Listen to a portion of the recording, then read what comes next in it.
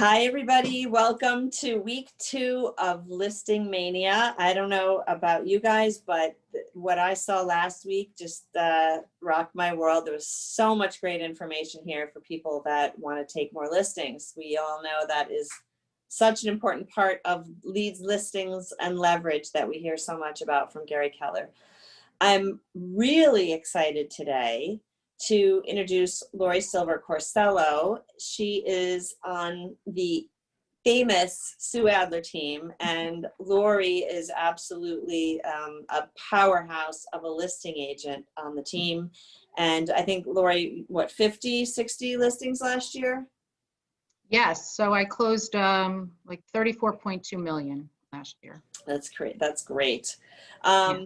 So Lori, before you start, I'd love you to just give everybody a sense. Remember, people are here from all over the region. Yeah. I'd love you to give a sense of where you guys, geographically, where your focus is, as I'm sure there are going to be people that will need to send some listings your way. So take a minute before you jump in and tell us about yourself and your team, and then take it away. I will, thank you. So I'm really excited to be here, and I appreciate you having me and everybody who's showing up. I hope you take a couple of things away today that you can use in your business. I've been selling real estate since 2005. I was an independent agent for about 6 years, and I joined the Sue Adler team about 10 years ago. So we focus predominantly on the Midtown direct train line towns, although people aren't using them as much these days, but and all of the ancillaries. So really Morris, Essex, and Union County is where the bulk of our business is done. We're really not a one-town team. We really take a holistic approach. So I welcome any and all referrals, and we'll take good care of your clients. So when I joined Sue's team, I initially started as a buyer's agent, and I became her sales manager and lead buyer's agent early on in my path here. I transitioned into listings about 4 years ago. And like I said, I closed about 34.2 million last year. Year to date, I'm at 35, but the year is not over. I feel like this class is really timely because we all know the market is going to change. And I think data and what you can bring with that is going to become more and more important, especially in a market that becomes more challenging from a listings perspective. So my background prior to real estate was predominantly retail. And I worked in corporate retail for many years. And at that time, training was really a serious aspect of business. And it was there that I really learned how to analyze a business and apply the data to achieve the results that we were looking to achieve. So the first thing that I think is really important when preparing information to share with your clients is to know your audience. You can be on autopilot, and I think, you know, we are taught to learn scripts, and we sort of have our listing presentation, and very often we practice, and we go in and we just have one way of it and thinking about it. And I think knowing your audience is really important, and I'm sure most of you, if not all of you, are familiar with the DISC. And I'll go through it a little bit. So the DISC model discusses the 4 behavioral patterns and reference points. And when using data, each of these types of behavioral patterns will receive it differently. And so I think it's important to really assess your audience and know who you're talking to so that you can gauge your conversations and make it the most effective. So the first being the D, as we all know, the dominant driver, who is direct and strong-willed and forceful. In this case, let your data do the talking. They don't want a lot of fluff. They just want you to get to the bottom line, and they like to see it, and they don't really love your opinion unless they think that you're an influencer or somebody who they aspire to be. So D's are, they're challenging. I'm mostly D, so I can understand them a lot, but it's really important that you let your data do the talking. They're the best self-discoverers, I find, them and C's, but D's will take the information and they come in very opinionated, but when you show them the facts, you can get them to come around. So the I, the influencer, is a more sociable, talkative, and lively person, as we all know. And they're more of an ideas and emotions kind of personality. So you need to ask them what they're thinking and feeling and really listen to them both verbally and physically. So what happens with eyes is if you start to overload them with too much data, you're gonna see the difference and you're gonna lose them. So it's really important to understand, again, their personality and going in prepared. They can be very disorganized. They avoid details.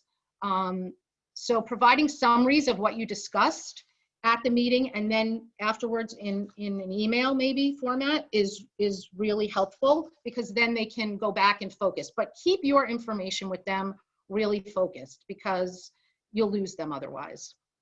The S personality, we all know they're really even-tempered, composed. They are more about relationship and less about data. So for me with S's, I insert the data in after I've signed the listing more so than to get the listing. For them, they want me to love them and to love everything about them and ask them about their dog and their, vacation and their children.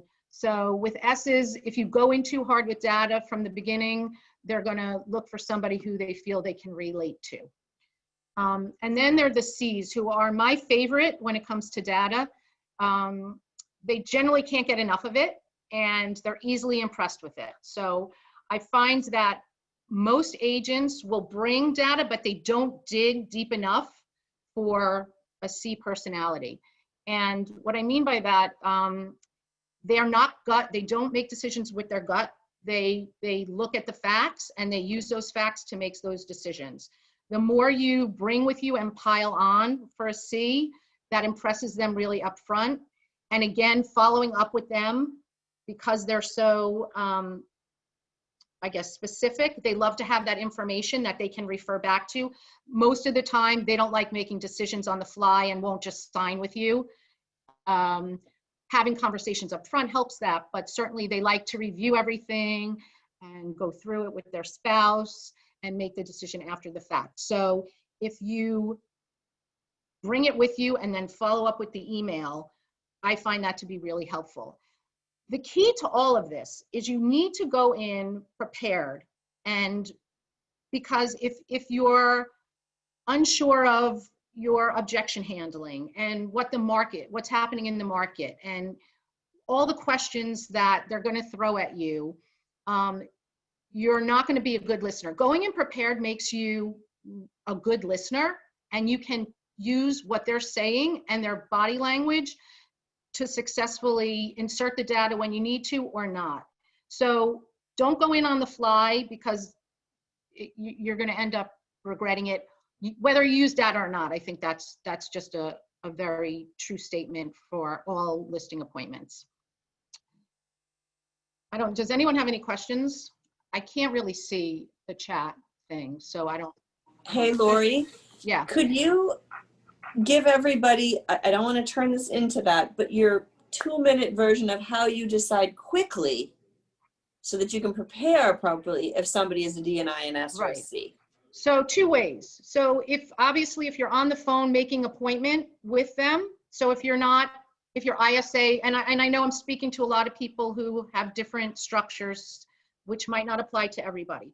So if you have an ISA who's making the appointment for you, having a phone call up front to introduce yourself, set the expectations, ask questions, etc., helps you determine that. So I think pre-qualifying is the best way. So on the phone, pre-qualifying them, you're going to get a good sense of what their personalities are. And if you don't, going into it, I think once you're in someone's house, you can. So come prepared with everything. Just pick and choose what you're going to present to them if you think it's not relevant or going to lose them. So just pick and choose. So why use data? And for me, data for me equals knowledge, and knowledge equals power. And I think having command of the market and going in with conviction just sets you apart, frankly. It definitely solidifies you as the local market expert. It gives you a powerful voice without having to say a lot. I think one of my strengths is allowing people to talk and keeping my mouth shut when I know it's going to be most effective. And the data speaks for me in a lot of cases. So, and then it helps me to achieve the best possible outcome for my sellers, right? So if I'm educating them and bringing a lot of information to the table, then they are able to make the best decisions for their family. And ultimately, if we work together with it, their house is going to sell quickly and they're going to in turn get top dollar. So it's a very versatile tool. What it can do is help you establish your market positioning, secure price reduction when you're presenting and negotiating offers. And I have an example. I don't know how legible it is on my slide, but I have a really good example of an email that I used when I received a lowball offer a year or two ago on a listing. And those are tough conversations to have, I know. Avoiding having a pricing discussion, because when you're going in and maybe they're interviewing 3 or 4 people, I don't know about you, but me personally, I don't want to give them a number up front. Or I'm meeting people who are not ready to go on the market maybe for 3 months, 6 months. And given what we're seeing today, you know, every day is different in real estate. So to project and throw out a number to them, it comes and bites you, but everybody wants to know it. So I'll show you kind of what I do to avoid getting into a specific pricing discussion. And I use the data also to nurture my pipeline. So I'm going to get into a little bit now about sort of establishing. So obviously, I'm sure a lot of this are things that you guys do, and I'll just sort of tell you, you know, when I go in. So when we sit down and talk about setting a price for a house, so establishing our market position, I use the MLS a lot. I go in from a very global perspective, and then I drill it down. And I use the information to massage. So most of the time when I first show people, here's what I'm looking at, the first response I get is, well, my house has this, or my house has that, or it's better because of this, and this house, you know, doesn't have all of those things. And you use the data to massage, because we work, and I can't speak for everyone on this call, but for those of you who do, we're not, you know, new development tracks here. So each of our homes are very unique and different. And so using the data to say, okay, yes, this house priced for this and sold for this, and they had this, yes, you have this and this, so you have central air, you have a finished basement, you have a nicer yard, whatever those features are, let's look at that number and then determine, okay, so where does that position us? I also want to look at, you know, what's active on the market, because that's our biggest competition. And trust me, I know a lot of agents do it, and when I see a listing come on a day or two later after mine just under where I am, it hurts.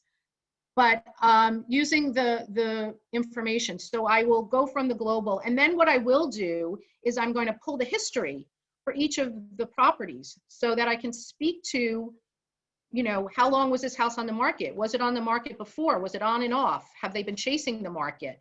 How much time have they been there? If sellers' disclosures are available, I will pull those as well so that I can really understand, you know, did that house have a newer roof, newer air conditioning? Do I know anything more about the house? Because I might not have been in it, or it could have closed, you know, a month ago and I just hadn't seen it, or I don't know those details about every property. So when I'm establishing market position, I go in very deeply, and there's a number of reports that I will pull from the MLS to show my clients. Securing a price reduction is very similar. I'm going to go to that slide. and see. I know it's hard to read, and I'm happy to share it after the call. But basically what I have here is I go in and say, you know, thanks for, you know, speaking with me, and I know that the offer that you received doesn't sit well with you. Let's take a look at where these people are coming from, and if they're wrong, we're going to respond using the data, and if they're right, then let's talk about what that feels like and looks like for you, and where are you guys willing to go with this. So very often I will respond to an offer using data to support the counteroffer and to support those numbers. And so again, sometimes, you know, frankly, I do spend a lot of time depending on the situation. Some of these emails, you know, can take me up to an hour to really put together, but they pay off in spades. And not only does it help my client understand, it really brings a lot of clarity to me on where we should be, how we should be responding. And when I'm out there on the next listing appointment, this adds to my knowledge and education on the market and just how strong I am in knowing that. So that's securing a price reduction is a lot of fun. And that's, again, presenting and negotiating offers. So I utilize a lot of these reports and technology for that. The piece of this too is it's really challenging, I find, for you to just sit and tell your client, you know, this is what it should be. So I use the feedback, the data. So all you agents out there who aren't good at giving feedback on listings, I encourage you to change your ways. Feedback is data, it's important data. And now, if I am showing houses, I'm really cognizant of making sure that I give good feedback to listing agents because I understand how important it is. So I am taking that feedback, I am taking what the market says, and I'm creating a picture, and I'm letting that speak rather than me telling them. So it's like putting together a picture book for your clients. Here is a picture of what's happening. What's the best way for us to respond to this? What's the best way for us to position you? What's the best way, you know, for us to move forward? So I use it for that. Avoiding a price discussion. This is a big one. I'm sure most of you go in on listing appointments and you can tell even from the different personalities, you're doing your thing, your dog and pony show, and then, you know, you say all that. Do you have any questions for me? So what do you think my house is worth? And I really avoid having that conversation at all costs. And I'll tell you, it's because it's bitten me in the you-know-where very often. So when I was newer at doing this and less experienced, I would go in very, you know, excited. I would prepare ahead of time. I'd have my comps, go through. And now people expect it even more, I think, because we're Zooming a lot initially. So you've sort of seen the house. And then I would give this, you know, here's what I think. And either I didn't get the listing because I wasn't the highest number, which didn't mean I wasn't the right number, but I wasn't the highest number. Or I would go back when it was time to price the house because I did get the listing, and they would say, but you said blah, blah, blah. And so I've learned a number of times, and it's definitely something where you have to go in and be able to give them all the reasons why pricing now doesn't make sense. And in this market, it's really easy. You know, everything is so fluid. The calendar is a blur. Normally, there are normal times of the year that used to have a rhythm to them, and we've lost that. So pricing close to when, if not right before you come on the market, is really important. A lot of inventory is going to go under contract. Some new inventory will certainly be coming on the market. A handful of things might close. When I'm talking about pricing now, I'm barely looking back more than houses that have gone under contract in June in this market. So you need to be able to adapt and understand what's happening in the here and now and be able to speak to it. And if necessary, what I do is I show them currently what's in the market, and I'll say, so where do you see it? And very often they'll come up with a number, and we'll come up with a range. And I'll say, you know, I agree with that. I definitely think here in the here and now, that's a possibility. Like I said, once we get closer, we're going to finalize that number. And then I speak to my list to sale price ratio. So that's very important. That's another piece of data that you should have and you should be able to use. And if you know who your competition is, you can figure out and understand their list to sale price ratio and possibly use that to your advantage.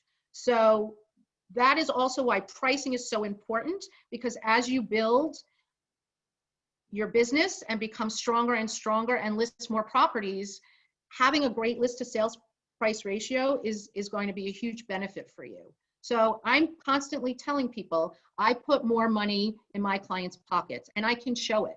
So when I'm up against, and look, I'm on the Sue Adler team, but I'm not Sue Adler. So I'm a great listing agent. I work hard for my clients. I do a great job, but most people don't know me.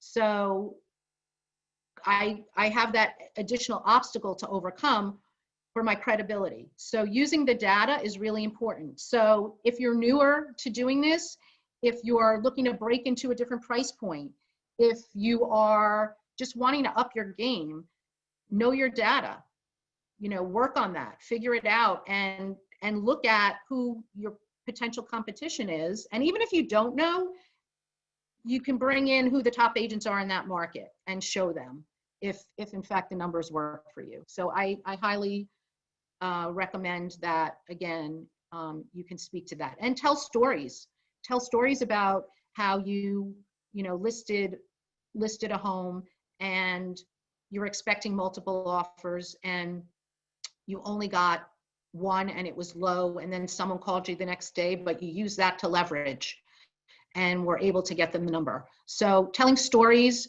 using the data, using your experience is going to help you with all of this. Nurturing your pipeline. So I think we're all meeting with people who would love to sell today, aren't ready, have no idea where to go. And in COVID, it's difficult for them to figure it out in some cases. And so I put them on a report that they get on a weekly basis so that they can stay on top of the market. And when I call them, I have something to speak about. So I can bring value to them and say to them, you know, I'm reaching out just to check in and to update you on what we're seeing in the market. And they're getting the data. So we end up more often than not having really good conversations because they have something to bring to that conversation. They come with a lot of questions in some cases. They'll speak to specific properties and ask, you know, how that compared to theirs. So using the data to nurture your pipeline not only educates them, but gives you some really good fodder, for lack of a better word, or conversation to have with them doing your follow versus, hi, I'm just calling to check in and see if you're ready to list yet. So to me, data just, it drives everything that I do. There's a lot of tools on the MLS. There's carts. I don't know if we can go into this in the question and answer period and get into sort of specific reports. I'm going to show you now just some of the reports that I use. And I don't know if anyone has any questions at this point. Again, I can't see them, so I apologize. I guess we'll wait till the end. So this is a good example of when I pull the history and use it to my advantage. This is a house in Livingston. As you can see, there's a lot of history on there. They've been on and off the market trying to list this property. And prior to these people buying it, and even once they purchased. So that's just one example of something that I use. This is a chart that I pulled together for a client to show them the breakout by price point, where the market was.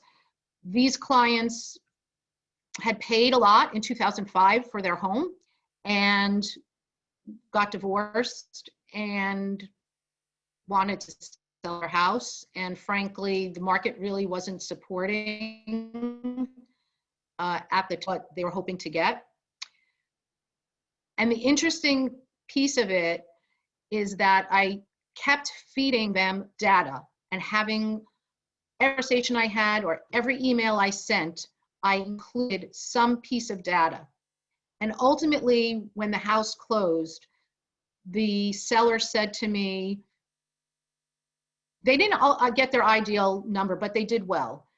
And the seller said to me, when we were looking for agents, we interviewed 6 agents.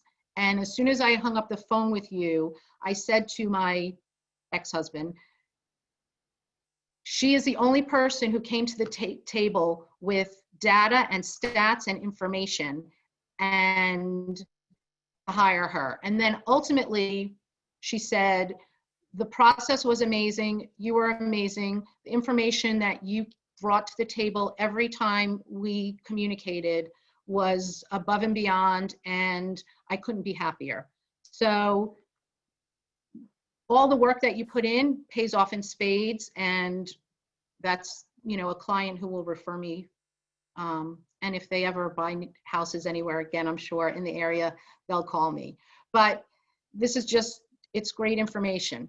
This is 2 pages. There's some great reports that you can pull off of the MLS. I'm assuming a lot of you know this, but I guess that's why we're here, just in case you don't.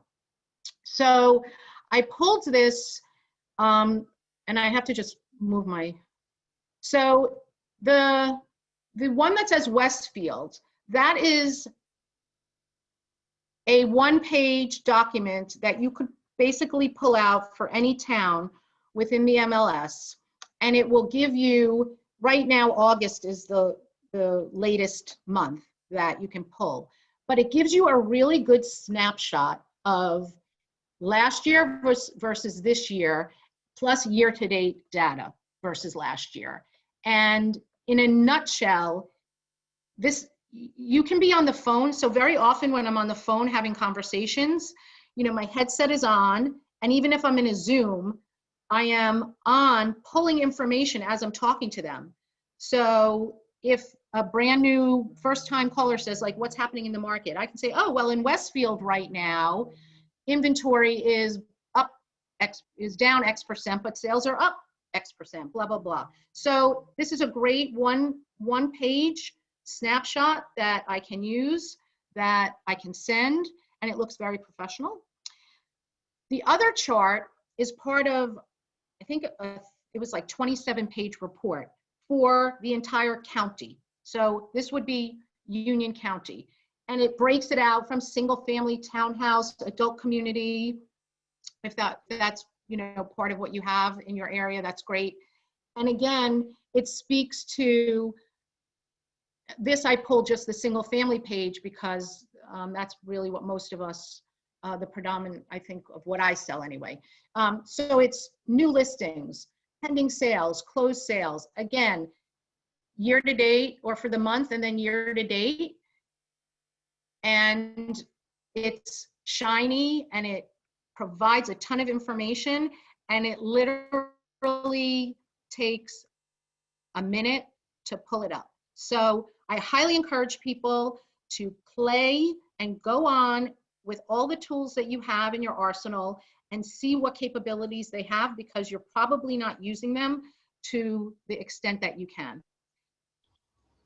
Lori? Yep. We had a question. Exactly where did you get these charts from? It looks like realtor.com and the MLS. Is that correct? This is all from the MLS. Yeah, nice. This is from the same search in the MLS. I can show you guys. I have the MLS open.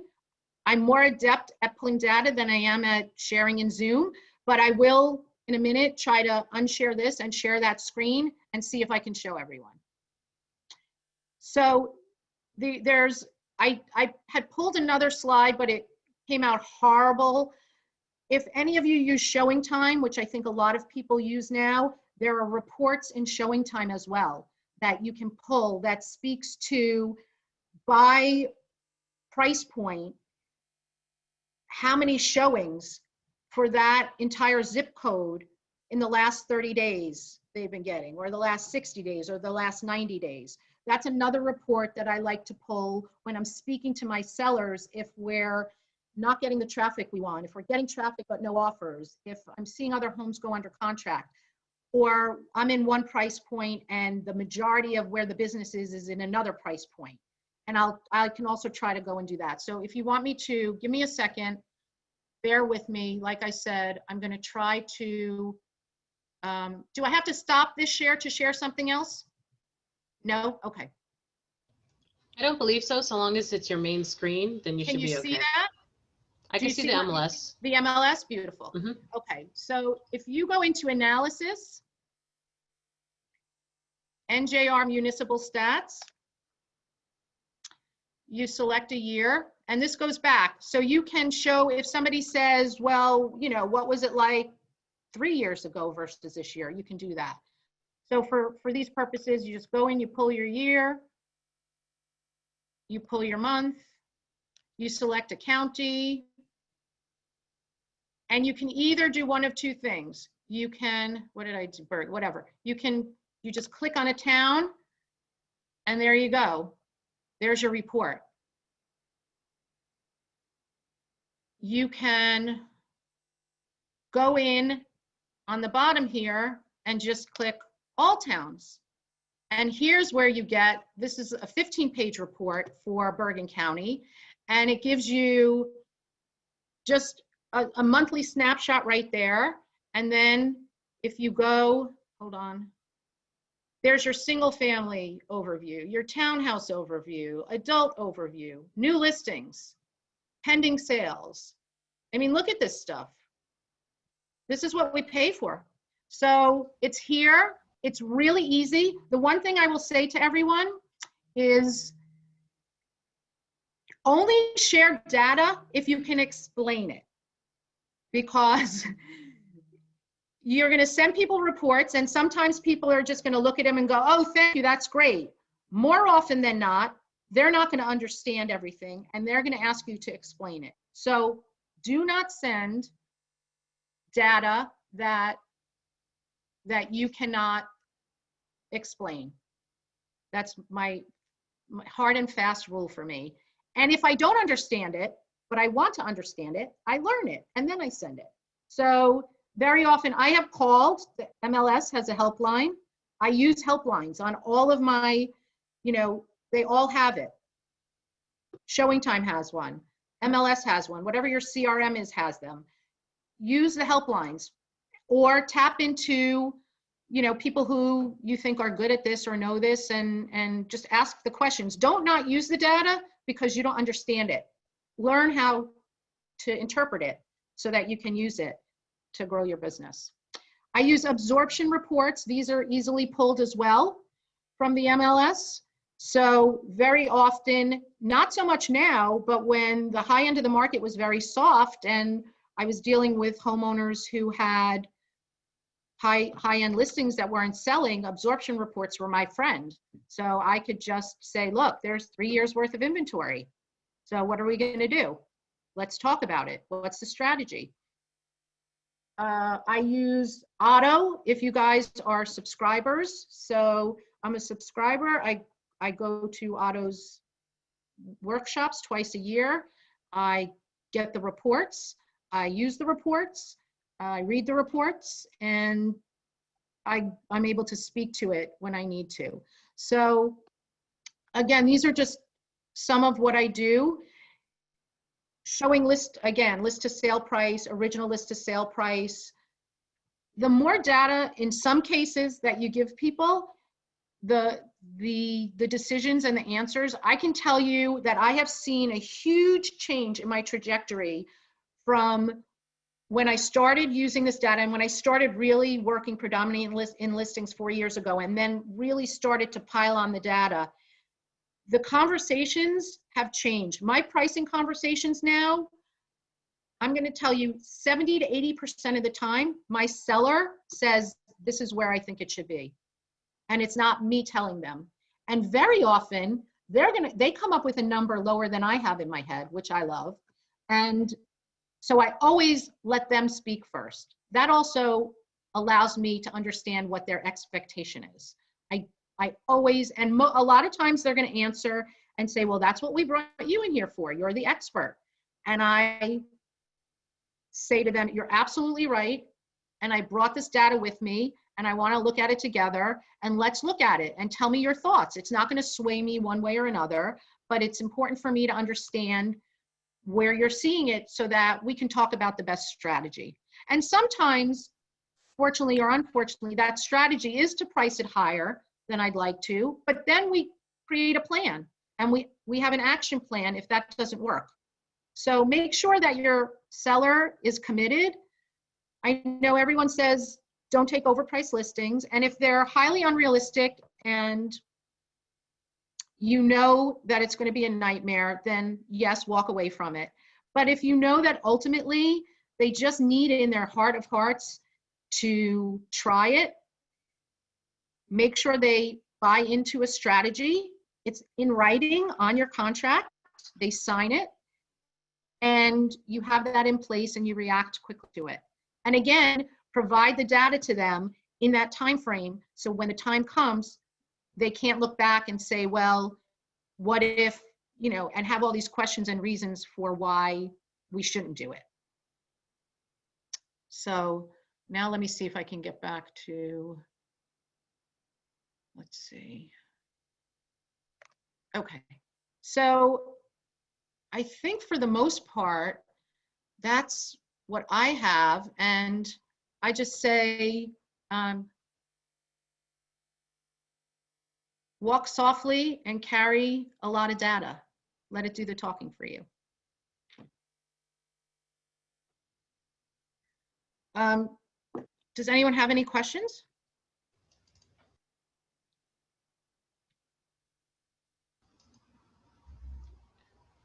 If I stop sharing, can I see them? Is that it? Yes. Okay.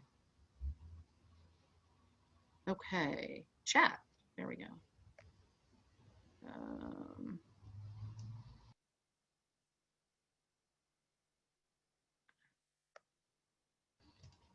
I don't know. I Does have a anyone question for you, Lori.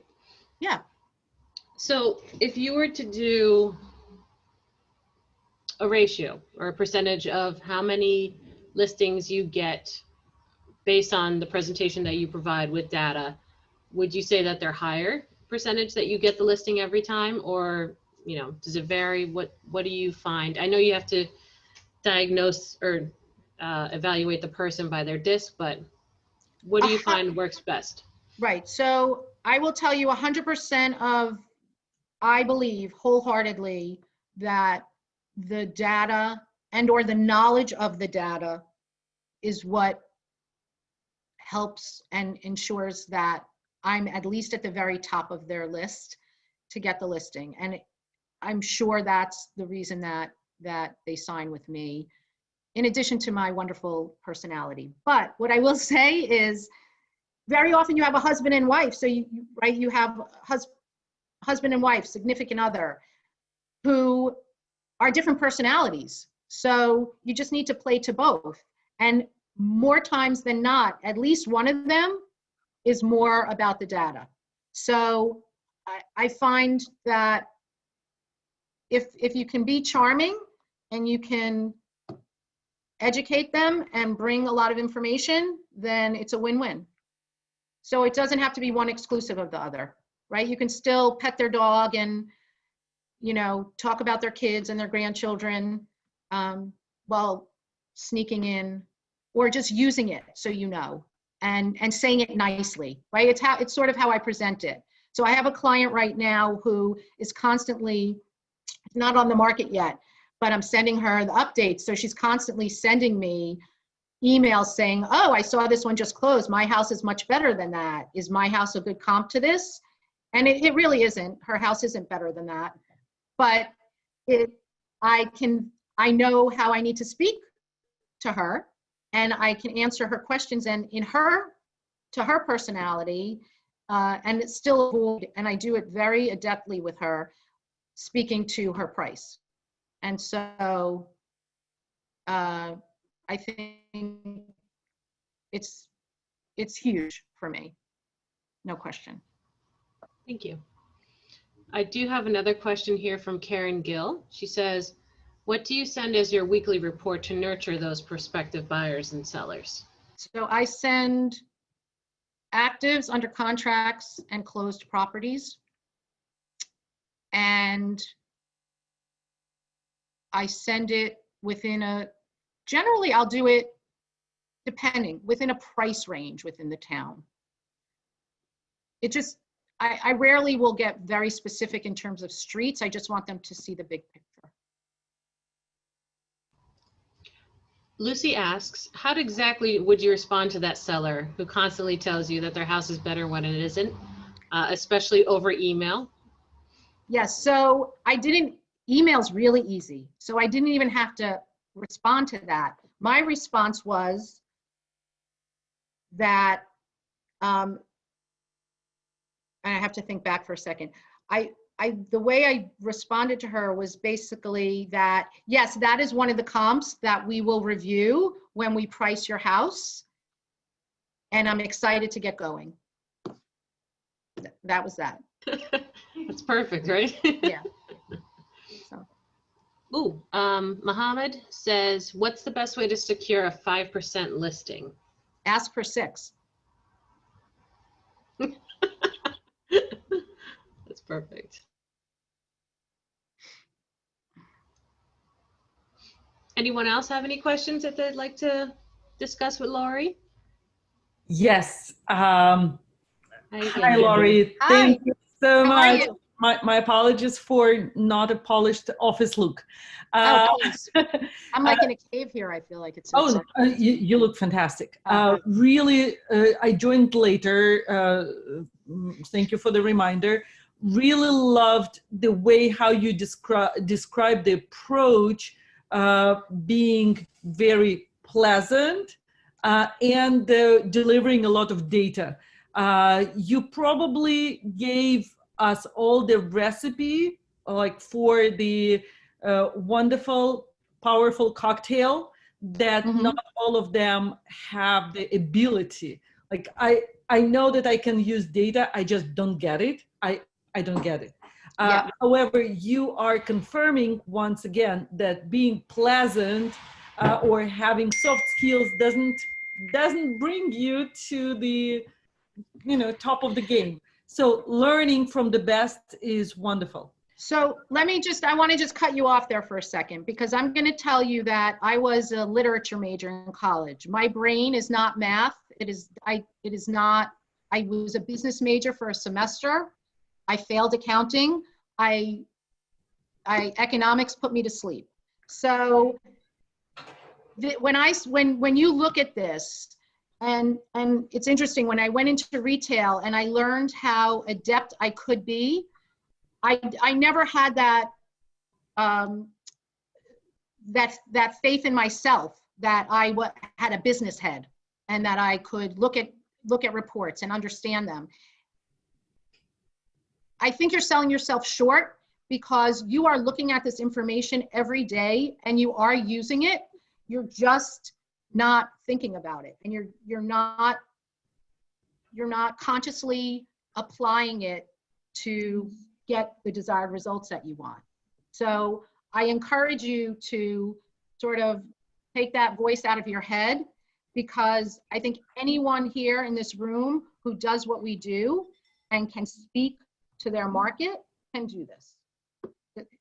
It's really about taking information, and if there is a specific, look, there are a couple of reports that I don't use because there are pieces of them that I'm just not fully comfortable. It's sort of, to me, like, when you first started in real estate and you had to explain the consumer information statement and it got to dual agency.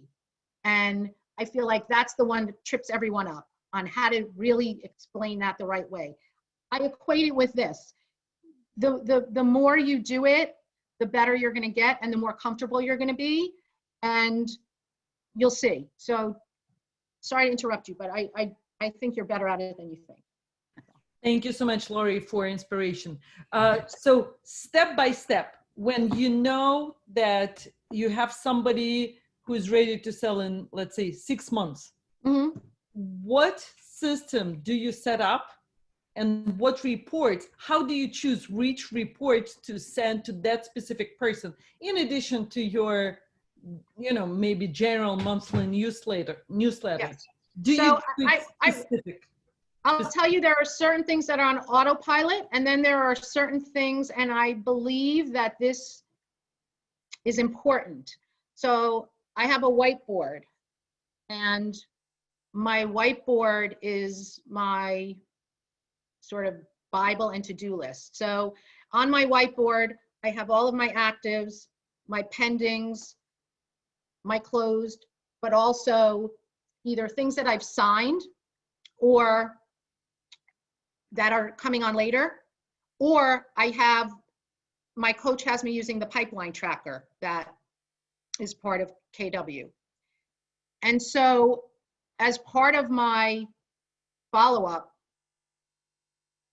as I'm looking and I'm seeing things happen, so if I know I have a client, for example, in Summit, whose house might be coming on, or they're not ready to sign in 6 weeks, I will, in addition to just the email they get from me once a week with what's going on in the market, I will pull together something and send them a separate email, or pick up the phone and just have a conversation, because I do spend time almost every day looking at the data when I have the time. And so if I feel like there's something interesting and relevant to somebody specific, and the only way that triggers for me, and that's me personally, everybody's different, is if their name, address, whatever it is in front of me.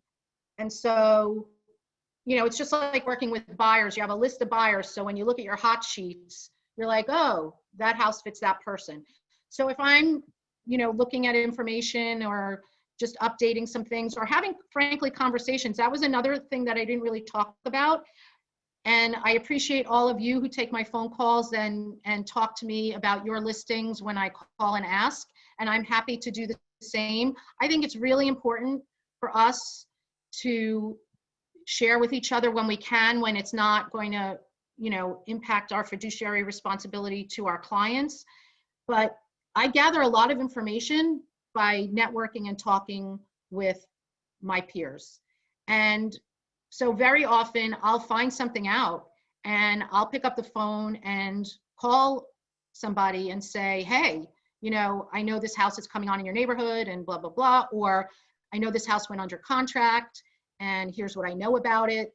And so I utilize that a lot. So I did leave that out, but that's a big piece too, is networking and sharing and garnering information. Thank you. Wonderful. Thank you. You're welcome. Lori, Yes. you said there's a pipeline in the pipeline tracker in KW. Now that's not opportunities, is it? Like where do you get that? Jackie, do you know the report what I'm talking about? It's kind of like a pipeline tracker where you put, I'm sorry, I use it, I'm not. So you put your clients, and you can set up an Excel spreadsheet if you want, but you put your client, and that's, I think, in essence what it is, but you put your clients' information in there, and then you rate them on a scale of 1 to 10, how far they are out. And that determines what your rate of communication should be with them, right? So if they're a year out, am I calling them quarterly? So, and then you look at your tracker every day so that you can see who you're supposed to be reaching out to. So it's just, for me, it's one tool I use to make sure that I'm not letting people fall through the cracks.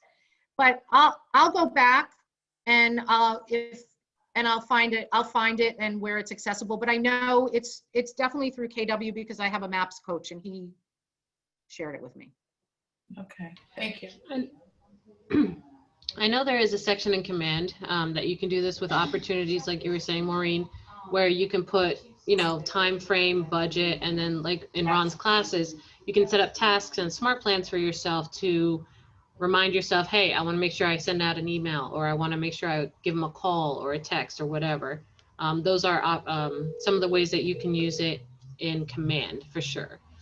I'm really big just on, I'll put it into my calendar to remind me, because I don't know about everyone else there, but when your CRM gets to a certain point, which is a blessing and it's a wonderful thing, but when you have a lot of people in there and it flags you and you get busy and then you miss a flag, it doesn't come back to nudge me again. So very often I just make it an event in my calendar, a reminder in my calendar, 3 months out, call so-and-so. So it pops up on my phone.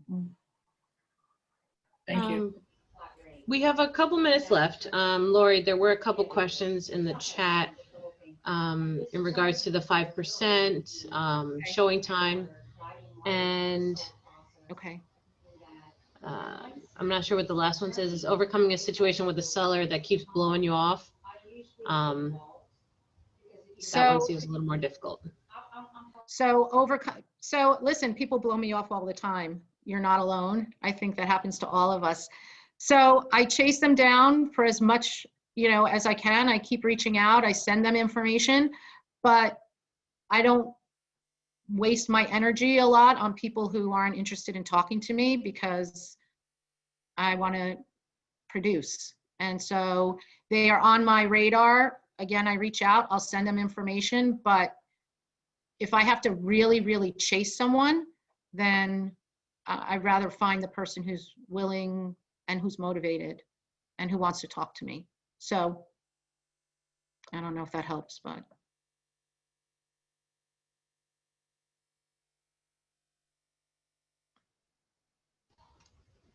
Awesome, thank you. You're welcome. There's any more questions for Lori? We have like one more. Laura, I have a question for you. Sure. Thank you. So I'm curious, I'm always struggling with the commission, right? So I often walk in and I tell people, standard commission is 6%.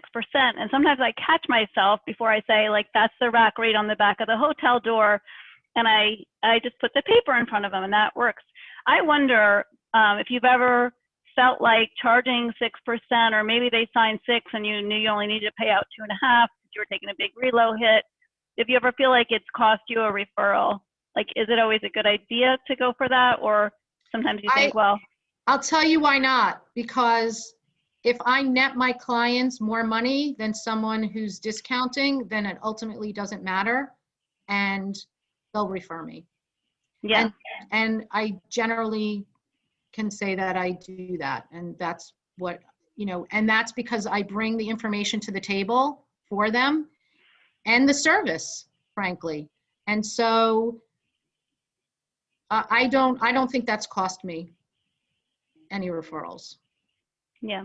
So the whole 5% conversation should be on this chat room, should be a 6% conversation for all of you. Well, if you want to know the easiest way, because then if your ultimate goal is to secure 5%, then they feel like they've negotiated it. And show them what agents are offering out, right? So use the data. Say, yeah, no, look, I agree. I just again, I'm really concerned about the long term rather than that. I mean, recently someone asked me to negotiate and I was like, yes, we can do 5.5. And, there we are. I still have 3. Yeah, exactly. So look, it used to be easy.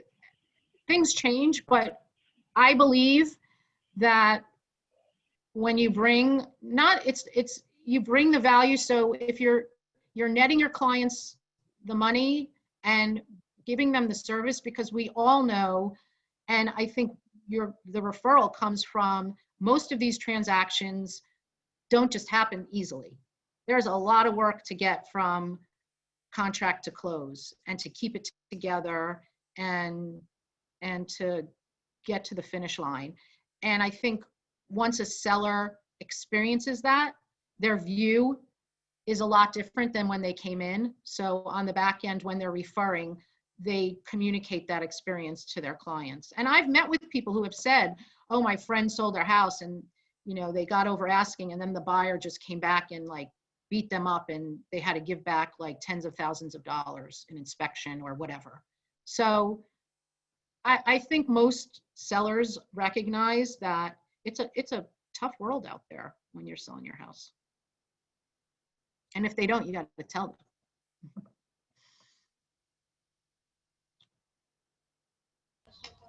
Fantastic. Thank you so much, Lori, for presenting today. It was Well, thank you. a wealth of knowledge. We really loved having you here. Thank you for everybody that participated and was watching. We always appreciate that. Lori, is there anything you want to say to sign off? Just if anyone has questions, I'm certainly happy to answer, and go in and let data do the talking. That's what I say. Thank you. Have a great day, Thanks. everybody. Thanks, everyone.